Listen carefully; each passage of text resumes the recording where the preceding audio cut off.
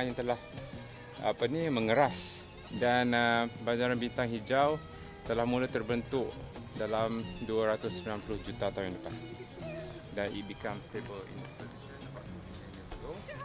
And then nampak tak dua telecommunication tower atas tu? Okay, that tower that used to be our ladang teh. Lenggong menghasilkan ladang teh kita sendiri. Kita menghasilkan teh kita sendiri. Ini cikgu Mokhtar. Ini orang lama kat sini. Ini rumah dia. Rumah dia has the best view. Oh. Ha? Mereka ni daripada media-media banyak ni. Untuk ini lah. Jadi ladang teh tu beroperasi sehingga tahun 82 lebih kurang macam lah. And I had the opportunity to try that very distinguished tea.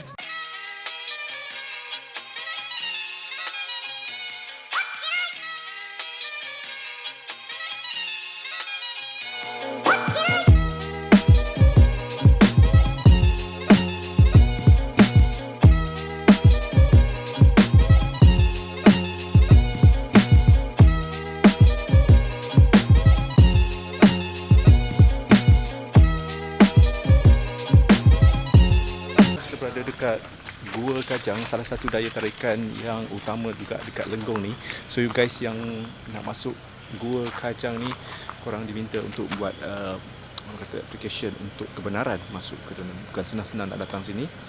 So dalam gua ni katanya ada beberapa gua lagi selain daripada Gua Kajang. So jom kita tengok apa yang menariknya gua kat sini.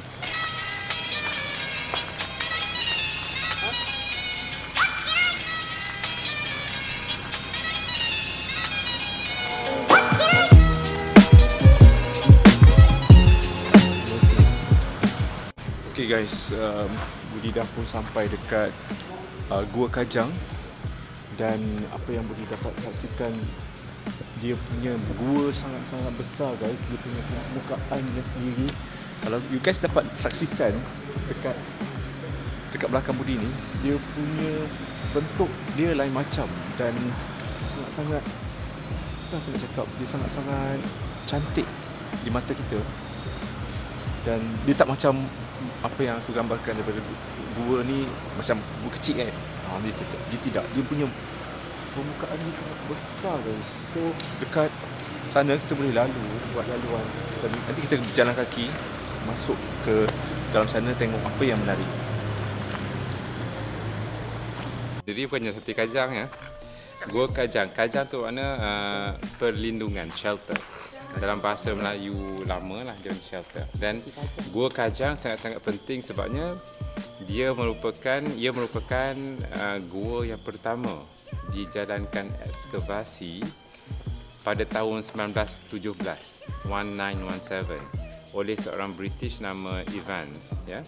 And then dia ni seorang antropologis, bermakna dia mengkaji tentang kebudayaan setempat masa itu, dan konsentrasinya adalah kepada kebudayaan orang asal. Dan masa dia buat pengkajian tu, datang ke sini, kita terjumpa beberapa serpihan barangan tembikar ya, yang kemudiannya telah di-collect dan telah dikumpulkan. Dan itu yang kita mengatakan dia punya tempat yang pertama, gua yang pertama telah dijalankan ekskavasi oleh seorang pengkaji. Okay? Dan bila grup daripada USM mula buat eksplorasi tentang Lenggong arkeologi, mereka juga datang ke sini. Dan gua ni sangat-sangat unik kerananya dia memberikan kita dua rangka yang sangat-sangat unik. Sebabnya rangka ni ditanam di dalam satu lubang tapi pada kedalaman yang berlainan. Satu rangka ditanam dalam kan, dan satu rangka dia di atas sedikit dan closer to the surface. And then apa yang lebih mengujakan lagi sebabnya dua-dua rangka ni ditanam mengikut posisi pengkebumian yang berbeza. Yang dalam tu, yang dalam sangat tu, dia diposisikan dalam bentuk kita panggil fetal position, janin ya, betul. where they folding up the two knees up to the chest, and then it's being laid on the side to rest. Okay, and then bila dikaji dan cross check dengan semua rangka-rangka dijumpa seluruh dunia, dan of course the bone punya carbon dating pun mengatakan ini rangka ni tergolong dalam grup Paleolithic. Paleolithic in our simple terms is zaman batu lah, zaman the Stone Age rangka. Dan the one closer to the surface, bila dikaji, ini pun dia punya position dia lain. Dia bukannya dalam fetal position. Dia dalam bentuk biasa je, macam tidur saja. Dia dibaringkan atas belakang dia facing the sky. Dan bila dibuat cross check dan carbon dating semua, memang tulang tu muda lagi lah daripada yang dalam sana tu. Dan itu tergolong dalam zaman Neolithic. Neolithic is simply means ceramic, zaman tembikar. Okay? Jadi gua kajang sangat-sangat important, and dan satu gua kajang pula sangat unik kerana ia adalah gua terowong. Sebab dia berterowong, dia boleh tembus tu. Ya. Dan orang kampung gunakan tempat ni sebagai dengan shortcut lah. Shortcut, jadi bila Jabatan Warisan telah menjumpai artifak-artifak dengan pengkajian yang dijalankan, jadi mereka cuba untuk reducekan, orang kata, the human traffic, something, and the interference with all of this, and then to reduce any kind of perhaps maybe vandalism. Jadi they make the effort to seal this area, and only with written permission that a visitor can be taken in. Okay, so kita akan buat satu jalan, kita akan go through the tunnel. Kita akan nampak formation, dan lagi satu, we have to take note that limestone ini terbentuk di dalam laut millions of years ago. Okay, berjuta tahun lepas. Ini adalah compression of, orang kata, layers and layers of macam kerang-kerang laut tu kan. Jadi dia dah terbentuk di dalam di bawah dasar laut pada juta-juta tahun lepas lah. Dan dia is either the sea decrease ataupun dia being pushed up to the surface because of maybe earth movement, crust movement atau apa ya. So kita akan explore kan. Once they actually come up to the surface, then rainwater will start to do the work lah, to erode, and then over millions of years, then terhasilnya gua-gua, terhasilnya macam depression sana sini. Okay, so you're going to explore this. It's a very unique place. And then one thing, later I will ask you a question, so perhaps maybe somebody can actually answer me. Okay.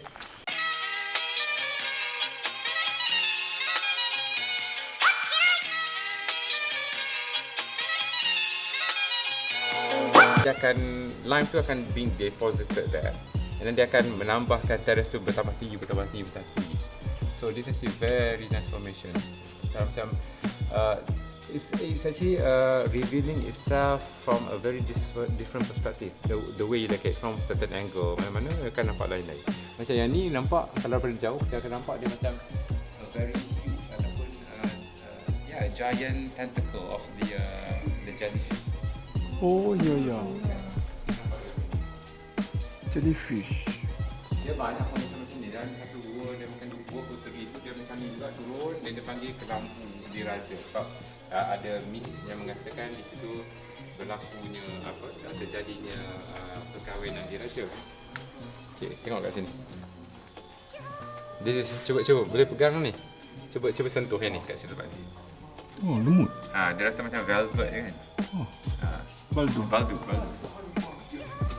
Sorry ada jadi macam ni. Okay. Ini you rasa kan?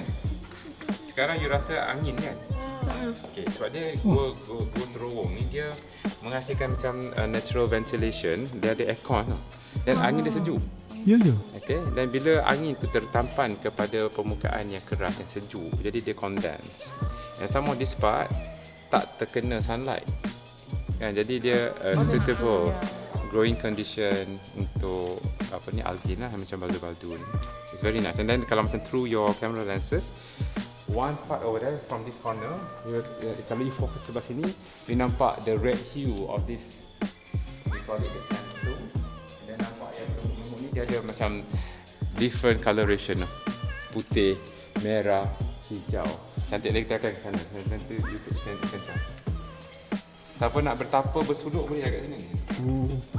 Berapa lama bertapa? 100 tahun? Tak tahu. Kita sini.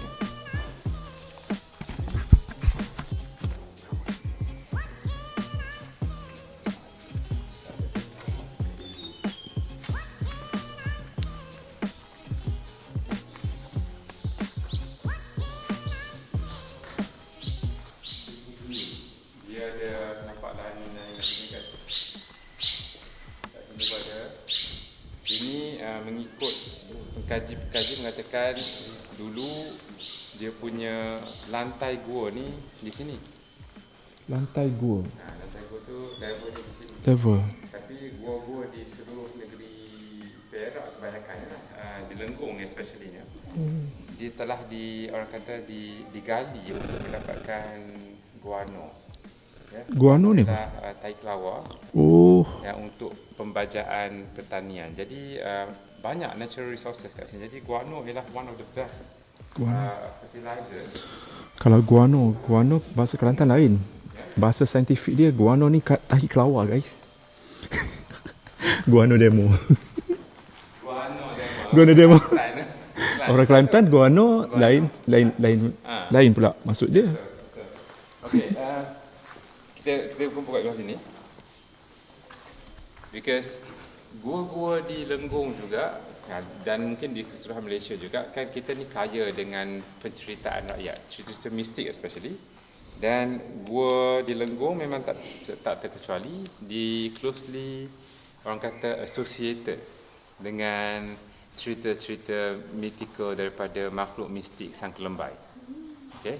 Sang kelembai ni kiranya sejenis makhluk yang ada magic lah dia kata kan. Ada magic. Sebab bila dia kata dia menegur kepada sesuatu tu, benda tu akan jadi batu. Okay, so come this side. I want to show you one place. Ceng. Look at where my lights are pointing. Weh. Nampak macam apa? Gosh. Limau. Okay, so the interpretation of the object is all solely dependent on who sees that. Ya, ni mungkin ada orang kata kepala, dia kata kaki, dia kata badan kan. So yang ni pula ni kepala, ni kaki, ni badan. Ini macam orang kata Chinese New Year punya lion dance tu kan.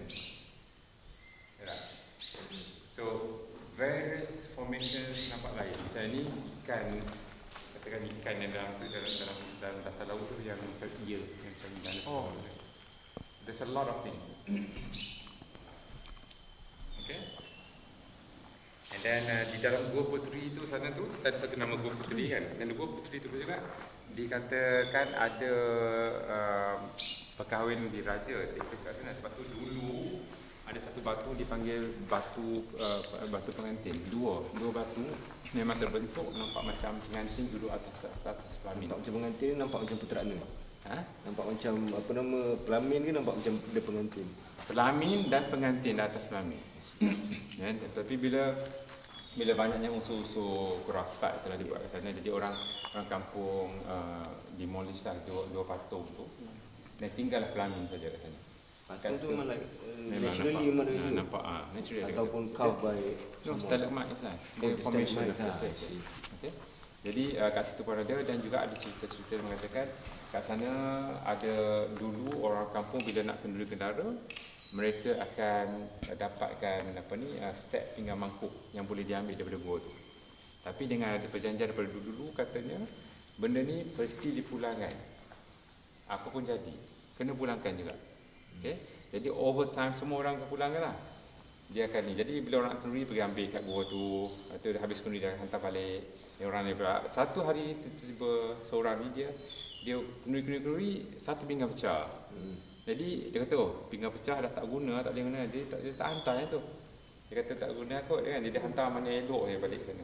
Dan dia niat seorang yang nak pergi guna pinggan tu dah tengok tak ada dah pinggan pecah tu. Habis. Jadi bermaknanya orang kata perjanjian telah dicerobohi. So bermakna this is the thing that yang kita boleh relate kepada di modern time ni sebabnya kita amanah satu, kita honor our words. So dia si Malay such, kita mempunyai cara-cara yang sangat-sangat orang kata subtle, sangat-sangat hemah kita untuk menyampaikan mesej. Dan sebab tu kita dikeluarkan banyak peribahasa. Macam ni lah. Esok kita akan relatekan juga dengan peribahasa ni. Okay, case actually very intriguing sebab dia different place, you will see differently. Okay, I want you to come over here. Okay, stand here everybody. Then I want to see where my light is pointing over there. This one, this paper kat sini. Nampak tak ni apa ni? Macam apa? Ni macam lubang hidung kan? Oh. Ni macam soket mata kan, dia macam snout of a dinosaur orang kata lah. Betul tak? Okay, but that not the thing that I want to see. Okay, Iman, you shift apa? You stay right? Iman, you stay right? You shift your side to the opening of the cave. What does it look like to you? Oh, what? Look. Exactly. A heart shape. So when you are here, you completely see it's actually a tunnel. Wow. See, you see different shapes, different formation when you are at certain angle. Okay, so we have a Kalau yang ni bentuknya apa dah? decipher sendiri. Ini cantik gila. That left always do magic, especially to the ladies. Okay. These are the things that yang kita perlu stop. Okay, but then if you notice, look at the date, look at the year. Okay, 72. Okay, what I was being informed is that dulu pun ada sarang-sarang burung kat sini. Jadi warisan ambil alih ini dah dimulai tahun 72. So people actually started to climb this wall untuk masuk bernest.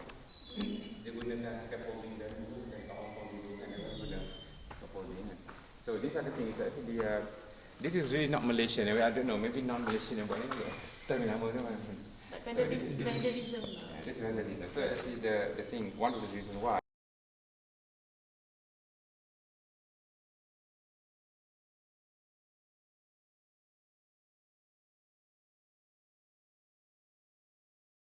bukan azan daripada apa ni perkampungan Bunian, daripada masjid yang dekat simpang tadi tu.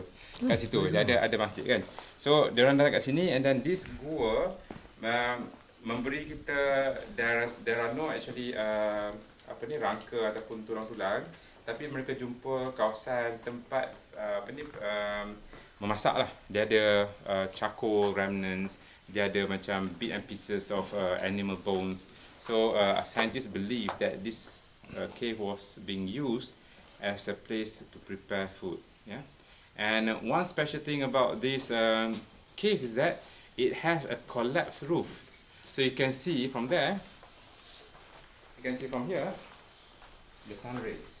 And on certain days, when it's actually there's too much vegetation now covering. Kalau tidak dulu bila tak ada pokok-pokok ni, dia bila ada satu masa tu cahaya matahari akan terus sampai jangan dapat one ray of light coming down.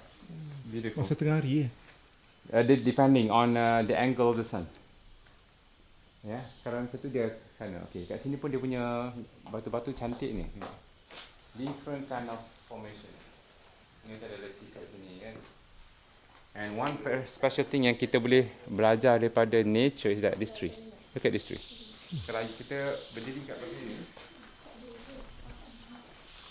nampak tak? Bagaimanakah pokok ni telah define, menafikan alam, hukum alam yang dia akan tumbuh straight, tegak. Dia ikut matahari, jadi dia bend itself. Look at this. This bending is very orang kata extreme bending. Berapa usia dia? Very extreme. And then this tree is actually the normal kita punya buah ara, pokok ara lah. Pokok ara tempatan, the local fig trees.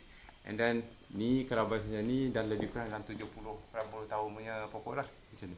So you can see the bending. This is actually something that we can really learn from nature that never submit to whatever challenge. You strive to survive and then to excel in life. Okay, and then this place, this gua juga merupakan orang kata sebagai bukan pit stop lah, tempat mereka proses sesuatu dekat ni.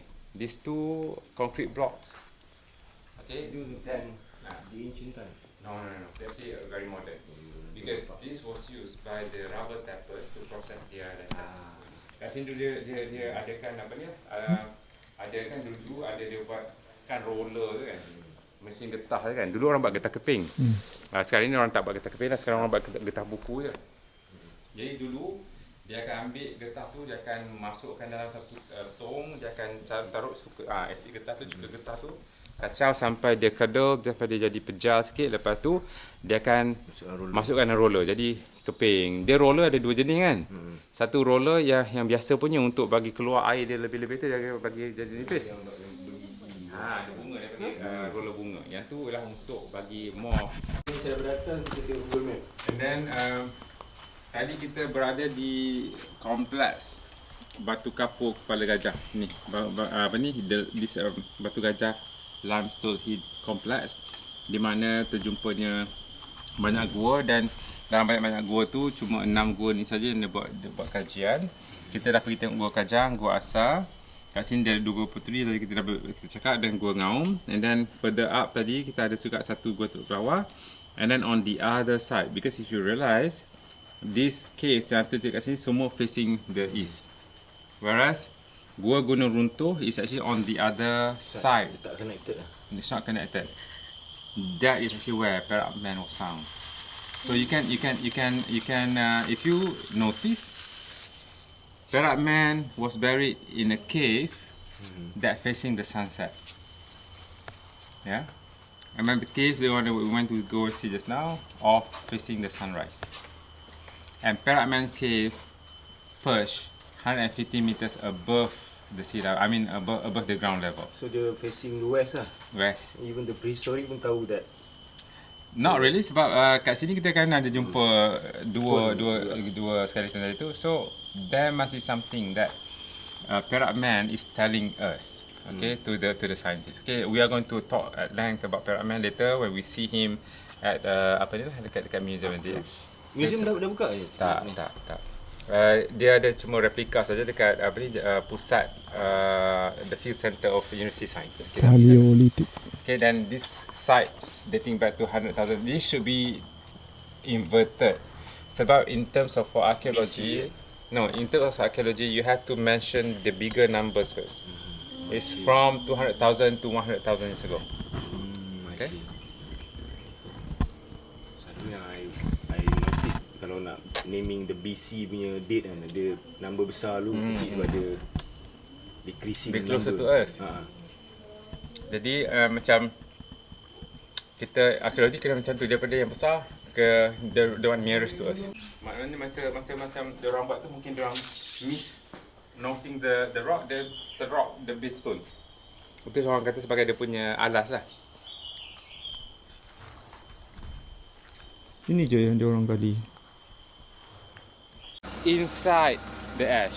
This is actually what we have on the surface. Underneath, inside, covered under the surface, another maybe 7 to 8 meters. Because scientists has done the study, and then it's actually Lenggong has the deepest accumulation. Alright? And then if you see,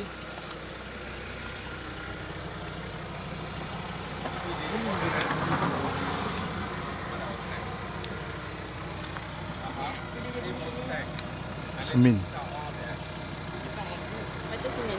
entire Lenggong covered by ash. Even the local villagers call it tanah putih until it get very far as the volcanic ash.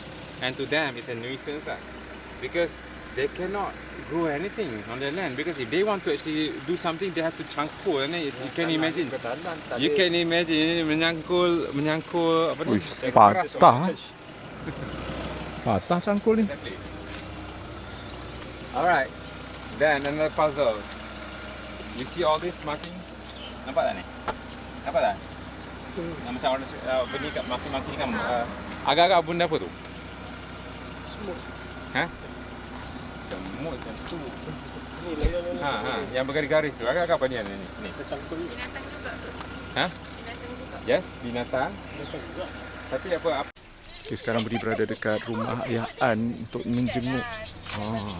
Kat rumah ayah An ni, selain daripada madu kelulut yang dijual, korang juga boleh beri makan makanan untuk rusa yang dipelihara oleh rumah ayah An. Tengok berapa ekor rusa, korang bilang sendiri.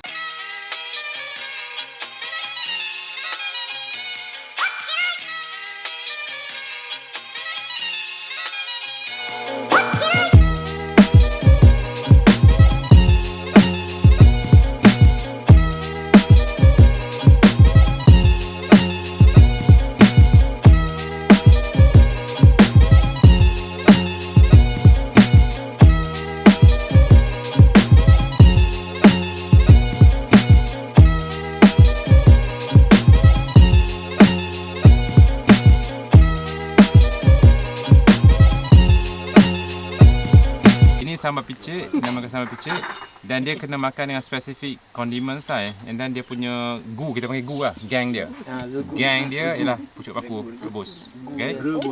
Cara buat yang ni dia kena grill ikan, lepas tu dia akan orang kata ambil isi saja, lepas tu ditumbuk dengan cili ni, cabai lah, kita cabai dengan air asamnya semua jadilah sambal picit ni. Dia makan dengan yang tu. Okay? Yang ni yang ni kena cuba. Silakan. Rasa yang ni. Kira rasa. Tell me apa rasa? Dia rasa seperti young mango, fresh mango. Fresh young mango. Cuba rasa. I love mango. Nah, cuba rasa ni. Cuba rasa dulu. Cuba rasa kat sana. Okey. Ini dipanggil temulawak. Dia tak berhenti Temulawak dah suggest ginger punya family. Temulawak. Dan temulawak memang untuk confinement punya orang lah. Kalau macam ladies yang bersalin, postnatal, mereka akan guna benda ni makan untuk keluarkan angin. Okay, tapi bila kita burp, it's very fragrant burp. Okay, and then yang ni yang mentah. Yang ni ialah keladi lambuk. Batang keladi lambuk. Very nice, it looks like celery. Tapi dia ada umami-nya sendiri. Okay, yang apa ni, yang fresh semua ni makan dengan sambanyo tadi lah, yang kita baru break tadi tu. It's very nice. Okay, so I have done explaining, so please okay, perkasam have to go dengan yang ni. Okay. Saya sekarang bilang saya pula. Cara duduk dia bersila ke macam mana? Ni kita boleh. Sila pun boleh. Island dia selesa. Macam ni kan? Cloverfield Island. Ambil dia satu dulu letak. Oh, ambil yang ni dulu. Baru kita boleh selangkan. Serang cagu. Yang atas tu turunkan. Yang atas cagu turunkan.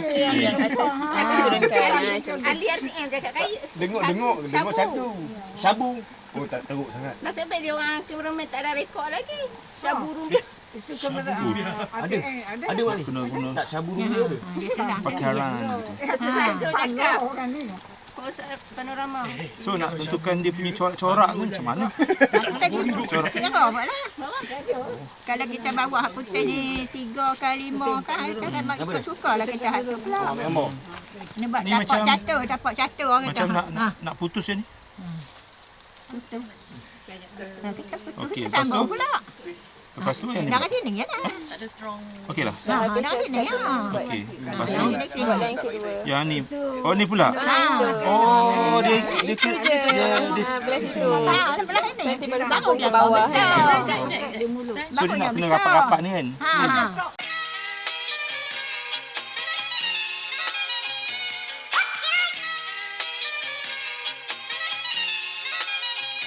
The absence of any sediment dalam air dia tu. Air dia tak ada macam habuk-habuk air yang boleh biaskan pancaran matahari. So that's why the color appears blue. And scientific test has been done, and then dia punya pH dia alkaline. It's about 7.4 atau 7.6. And then the water temperature consistent throughout the day, about 26 degrees. And then that's why in the morning, when the outer atmosphere is actually cooler, it feels warm to your touch. And oppositely, this one, it feels so warm to your touch. Okay, so this one has been regarded as a fountain of youth untuk orang kampung lah, because kalau macam buat macam ni, dia boleh rasa macam soapy. Jadi licin. Yeah. And the locals believe that this one is actually very good to treat any kind of skin ailment. So that's why banyak orang datang sini mandi ataupun basuh muka. Saya. And then it's been reported that whenever there are any active seismic activity in kepulauan Indonesia, there will be bubbles like this coming out. Yang ni bubbles ni bukan dari sana. Then when that bubbles comes out, dia akan bau sulfur. So scientists believe that there is actually a connection in the the fault line. It could be cracked somewhere that it actually slips out all those sulfuric punya smell masuk ke situ. Sulfur acidic kan? Sulfur is actually acidic, tapi the taller you taruh gelung konkrit tu, itu ground area. Okay, and then only certain batu yang mempunyai suhu tahap lebur yang tinggi dia akan remain tak berubah, walaupun mungkin dia punya texture dalam batuan tu akan berubah. And then bila benda-benda yang melebur tu, tanah yang melebur tu dia mengeras balik, dia terbentuklah sejenis batuan baru yang dipanggil sulfide.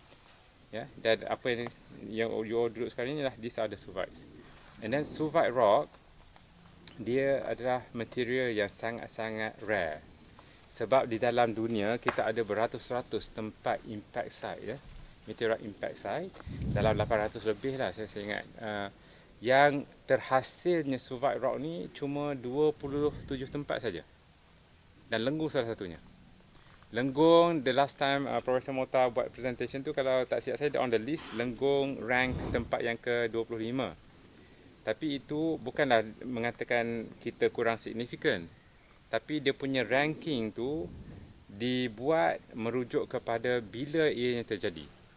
So that meteorite yang came down on Lenggong happened 1.83 million years ago.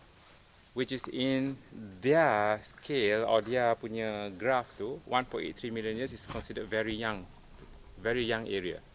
Because tempat yang paling tua in Europe, if I'm not mistaken, in Finland, about 200 million years ago, when a meteorite came down and produced this sulfide rock. Okay, but lo and behold, one thing, sulfide rock yang ada di Lenggong ni bukanlah saja representing negeri Perak ataupun Malaysia, tapi sulfide rock yang ada di sini ialah satu-satunya sulfide rock di keseluruhan benua Asia. Dalam benua Asia tak ada lagi tempat yang ada sulfide rock, cuma kita je di sini. In this very little remote town of Lenggong, which will represent Malaysia, which people in the whole Asia, if they want to come and then be close and personal, sit down on the sulfide rock like you are doing now, they have to come to Lenggong, meaning that they have to come to Malaysia. Okay, so this is our national asset. This is our Malaysian asset that we have to be proud of. Yeah, so I have numerous times heard many of our brothers and sisters Malaysian kata, wow, having known this one, I'm proud of Malaysian. So I hope you are all a proud of Malaysian now, having known that this is the only thing in the whole Asia that has sulfide rock. Yeah, kita di sini, Malaysia. Okay, but that's not the end of the story of this great sulfide rocks. Because why? Within that one particular sulfide rock, scientists jumpa tertanam ataupun encapsulate dalam sulfide rock tu sejenis batu, satu batu yang bila dibuat uji kaji, mengatakan batu tu ialah sejenis senjata alatan batu purba, a stone tool. Okay, so when there is a creation, bila ada senjata, bermakna there should be a creator. So who was this creator of this stone tool yang terjumpa embedded within that sulfide rock? Who? Bisa boleh sini lah. Because bila kita that's why I walk you through according to the Darwin punya theory of human evolution. These are the things yang kita semua manusia sekarang ni daripada apes, kan? Jadi scientists believe that at that time there was this Homo erectus. Ya. Itu yang dia kata buat lah, yang buat atas batu, tapi it's not yet been proven because here in Lenggong no skeleton has ever been unearthed in an open plain like this. The skeleton that has been found, they were all buried in the caves. Because as I mentioned just now, caves is actually a depository of archaeological materials, whereas kita punya highly acidic ground is simply eroding any kind of organic materials. Yeah, so no organic materials like human bones ever found in the open plain, not yet. Maybe there will be, but up to now, none. So in archaeological terms, if something has not yet been discovered, then whatever that has been discovered will stay there until something else can contest that and then override it. Okay, so be proud of whatever that you are seeing now. This is our national asset that not many Malaysians know. And when I got to know this one, and in my little hometown, I got so proud. But then at the same time, I got so, orang kata, dismayed because I cannot have this kind of information out there on the internet. That's nothing. So you are now shouldering. I feel lighter now because my shoulder has now been eased a little bit. So the responsibility will be on your shoulders to really spread this word, because every Malaysian must know this, because it's our national asset. And then you can go around after this one and have a look, because what I said just now. Okay, if you were to look closely here. Okay, tak ada kat sini ada satu. Because okay, kat sini. Dia punya kawah tak ada kan? Ini kita dalam kawah lah ni. Di dalam kawah. Dalam kawah hari. Kawah Bila terbentuk dia hantar. 8 km diameter. Dia hantar, dia bentuk kawan yang tu. Yang tengah tu macam timbul sikit. Macam Okey, ni Kak. air kan kata dengar. Ini tengok ni. This is the very thing, the one that I spoke about. Some stone that has high melting temperature, they did not melt. So when the sulfide, the melted ground, it become resolidified, dia macam encapsulate lah, dia embedding it, dia macam melekat kan. So it's being embedded here. So this is actually something that what the professor found lah, a stone tool embedded in that sulfide rock yang mengeras balik. Ini yang ada higher apa ni? Higher melting point, yes.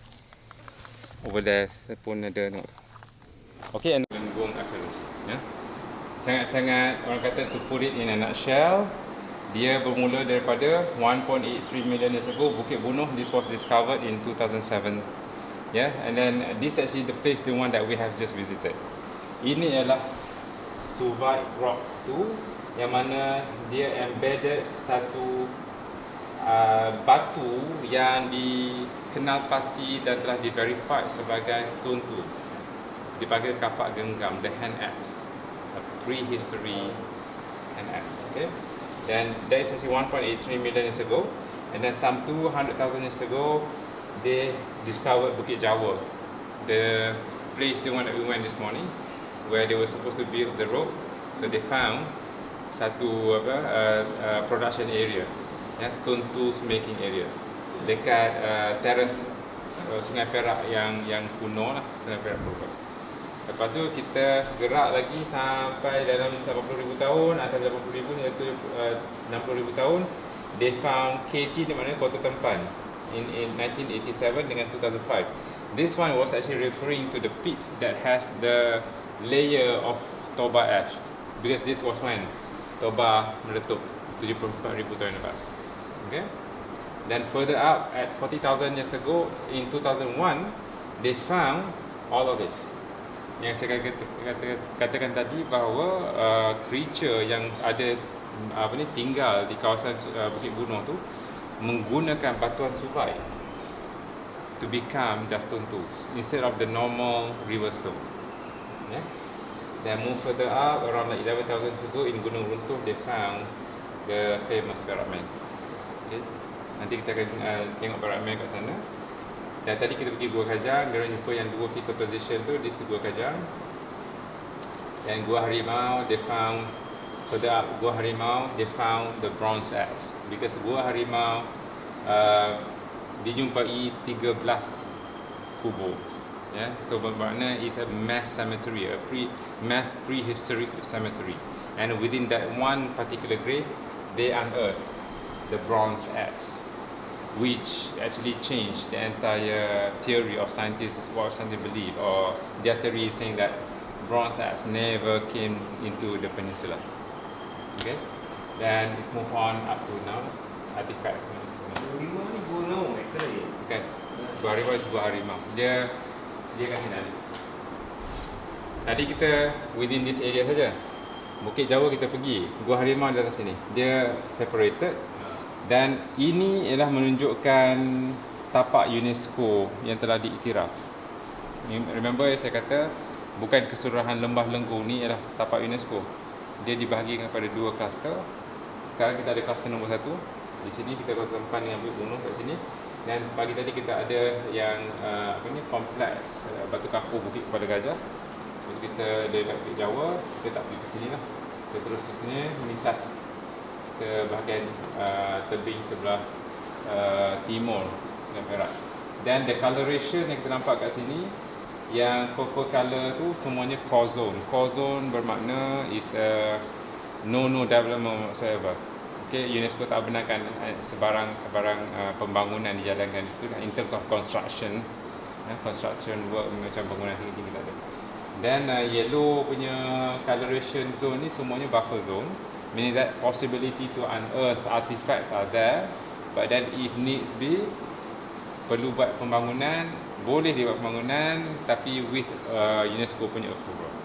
Kena submit dia punya application, dan a thorough study being conducted in the area to see whether there's any benda-benda yang mungkin boleh dijumpai sebelum diorang start to dig into the earth. Okay? This is the interior of how Gua Gunung Runtuh looks like. So Gua Gunung Runtuh, nanti kita akan bercerita kat sana sikit. Dia terletak di atas bukit. Dia bukan macam Gua Kajang kita pergi tadi. Gua Kajang di atas orang kata level, kan, ground level. Tapi Gua Gunung Runtuh dia perch on a hill, and it has a luxury of 3 entrances, very cooling. And then to go into Gua Gunung Runtuh, it takes a challenge sebab all those rocks yang ada, so dia starting is wobbly. Biar muka dia dalam frame. Dia tak stable. Dia macam Muka dia dalam frame. Jadi that's a challenge. So you can imagine like 11,000 ago, maybe the landscape is totally different. Kalau macam kita ambil sekarang ni, bermakna orang zaman Perak tu took the trouble to carry his lifeless body to go up there and bury him there inside the cave. Okay. Dan okey, kita ada kat sini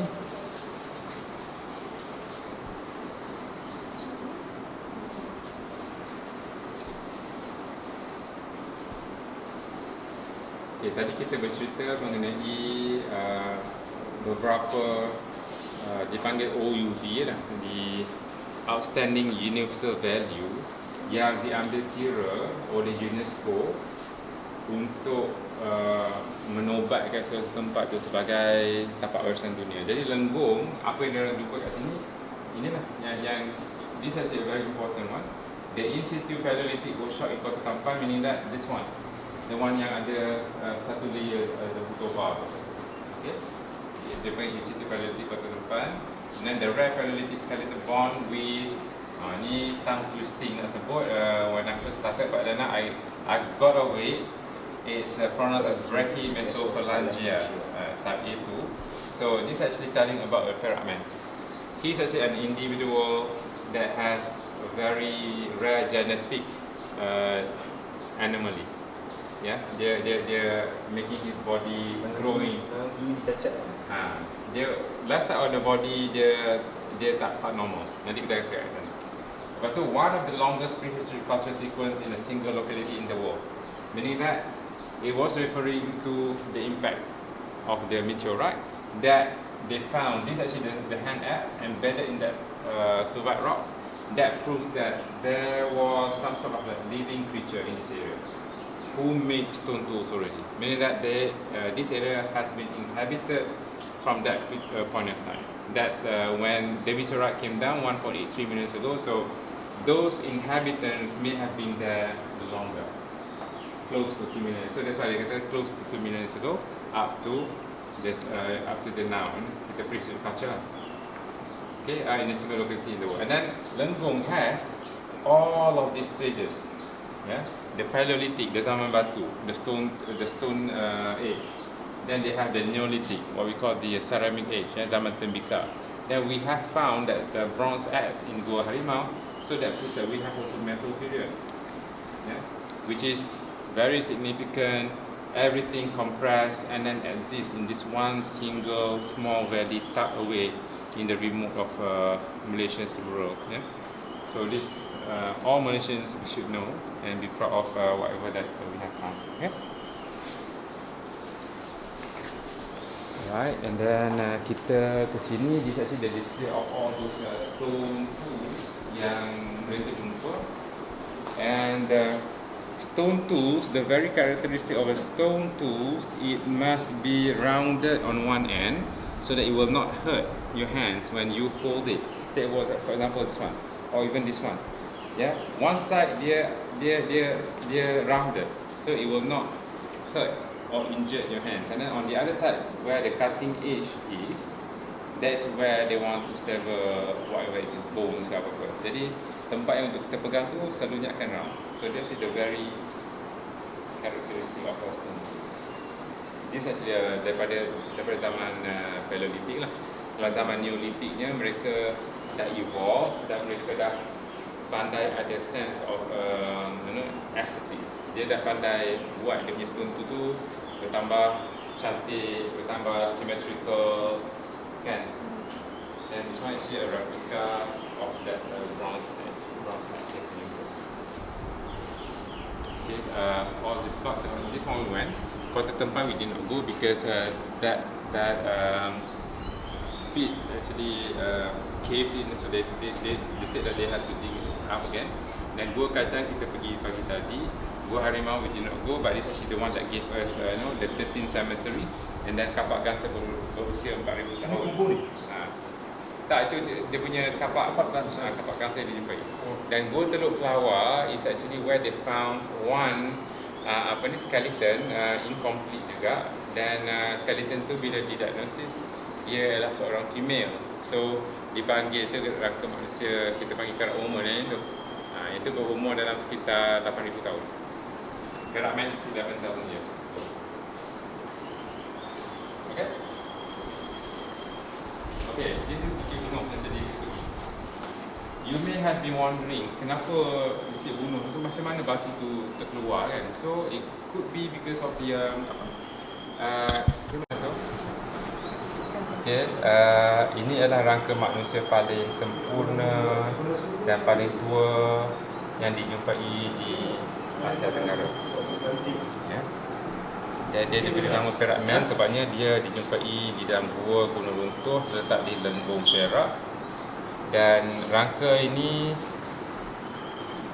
menceritakan banyak, orang kata it gives us, he is the window for us to take a peek into their world. Okay, because his very own burial rites actually telling us so much of story. Okay, one and foremost, he was buried in a cave on the hill, all alone by himself. There were no others. And what more intriguingly is that he's being buried full with burial offerings. Okay, nampak tak siput-siput guys kan? This actually siput sedut still exists in our kita panggil siput sedut lah kan, siput belitung ni. Siput belitung yang dijumpai dalam perkuburan Perak Man tu, dalam grave dia tu, the grave pit itself counted to be almost 3,500 pieces, where all of the tips of the siput sedut have been chopped off. When it's been chopped off, meaning that this siput sedut was being made to be consumed immediately. Okay, and then around him, his community placed some animal meat together, and then his stone tools, 10 pieces of stone tools were being buried together juga dengan dia. So, what does this tell us? He is someone important. Yes, he is someone very important. One thing. The second part is that gave us a clue of their belief system by the community. So they believe in the life after death. Yeah. So they're actually preparing their dad to take another journey in the life after this. So that's why he was sent complete with a lot of food to sustain the journey. Yeah. So this is truly scientists actually at work. And of course Perak Man, the bone was actually telling us he died at the age of about 40 to 45, whereas the normal lifespan at that time was only 20 to 25, and he was a disabled person, cacat. Dia superpower. So why a cacat person, dia disabled, dia tak boleh lari cepat, and then they will be living kat sini kan, activity dia hunting and gathering forest products. Ni hunter gatherers punya era. So bila they were out and about, and then if he were out there in the field and then is, you know, some predator came, Probably die. kita yang sihat ni pun tak boleh outrun a tiger, let alone a crippled individual. So but why he lived double the average lifespan of that time? You were right. He was actually a very important person. He was actually a shaman in that occupation. Apa yang dia kata kat situ kan? Meaning that he possesses a lot of knowledge in terms of perhaps maybe rich hunting grounds, Spiritual. yes, herbals, mana-mana healing, yes, medicinal values of plants. So he's being revered, he's being taken care of, he's being put safely in the cave, and then the community took care of him, fed him. Okay, all right. So he was safe. He was actually safe in the cave, and then daily get, you know, enough supplement, enough food to go by. Okay, then come the next question: how could a well taken care of individual die? So Dah sampai time tu. exactly sampai time, but the cause. Why? Science is so much interesting. You found one answer, that answer will lead to another question. He developed a kind of cyst on the lower right jaw, okay, which rendered him unable to take food. So whenever you cannot take food, you cannot receive the proper nutrition that your body needs. Okay, so he was being, orang kata, deprived of nutrition, then dia become weak, tak ada tenaga, kan? Yes. And then when the cyst actually became worse, it got infectious. Okay, so when infection kicks in, it, orang kata, poison the entire immune system, and he succumbed to it, and then he died. So the dentist actually the pakar yang buat kajian pasal dementia tu found a huge hollow dekat dia punya lower right jaw, memang cyst yang teruk. So he must be suffering so painful death because sakit satu, kita sakit gigi pun teruk lah kan, kalau kita sakit gigi kan, and then masa tu mana ada oral hygiene pun, mana ada toothbrush and everything kan. So one bone tearing so much things, but in our national textbook it just say Perak man, the oldest and most complete human skeleton in Southeast Asia. Full stop. Never there was a mention about Bukit Bunung, the Mitra impact site. Never there's a mention about Bukit Jawa, a prehistory 200,000 years old site, stone tools production. Never was mentioned the Kota Tempat site has the Toba punya. So we have been put in the dark about our very own prehistory history. So that's why I like to have you all, you're from the media group. So this is actually something that we have to really let our brothers and sisters out there know that this is a special place. Okay, yes, with all due respect to Melaka and Penang, Melaka, I remember when we studied sejarah, it's always Melaka. So Melaka is, yes, modern Malaysia, but this is prehistory Malaysia. Yeah. So that's actually combine our efforts and then let's spread. Alright, so I think that concludes all those combining with the facts. So I think I need to let you rest for a while.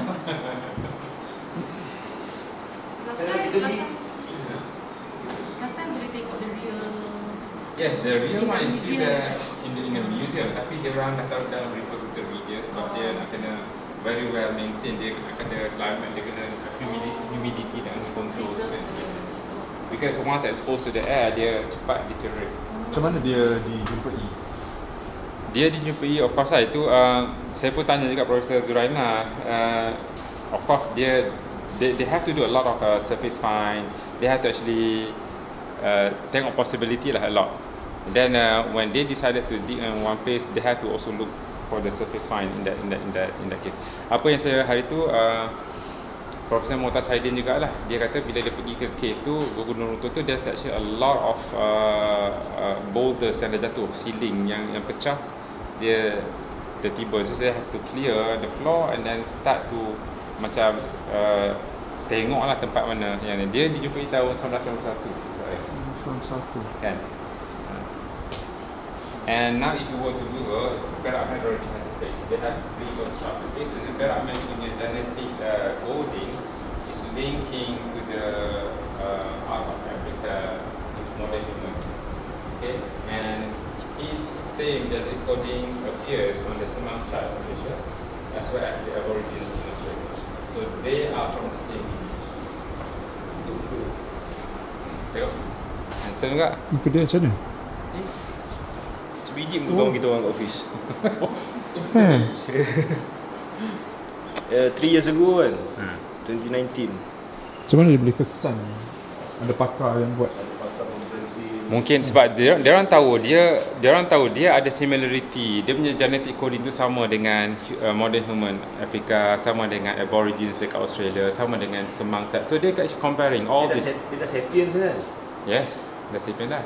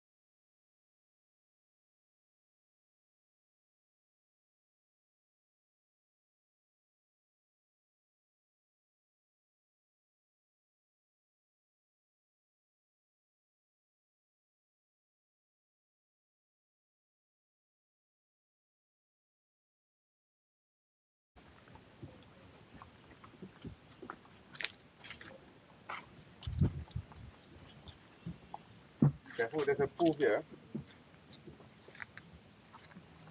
Bawa ke mana tu? Tai apa ni? Kurang pasti. Tapi kat sini Cik Nes ni nampak je.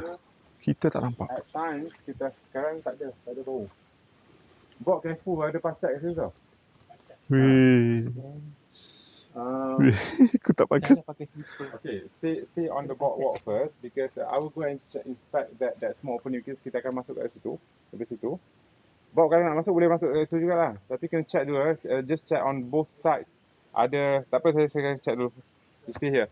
Then bila saya kata go, then everybody quickly go and then over there you have to squeeze yourself through lah. Okay? Berdiri ke merangkak? Taklah merangkak sangat, you just kena bongkok sikit. Cuba dia. Yang ni dah tak boleh squeeze. Tarik saya tak boleh. Guys, nampak pacat tak? Berguna bawa main ni punya. Boleh gantung. Tak sabut kan? Boleh. Mungkin put off pacat.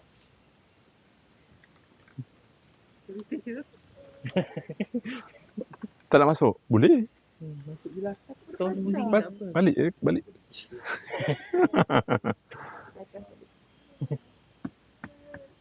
Jadi Tak, kita jauh. nak ni sebab dia suruh kita berhenti sekejap tunggu dia nak tengok apa yang ada kan. Sekejap, sabar. Dia nak bagi arahan sebab kat situ ada pacat. Okey kan, come. Tak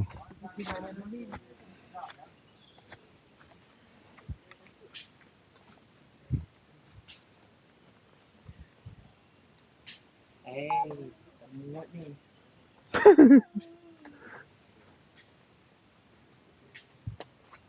Dah aku dah rasa apa dah. Au. This is how we do this.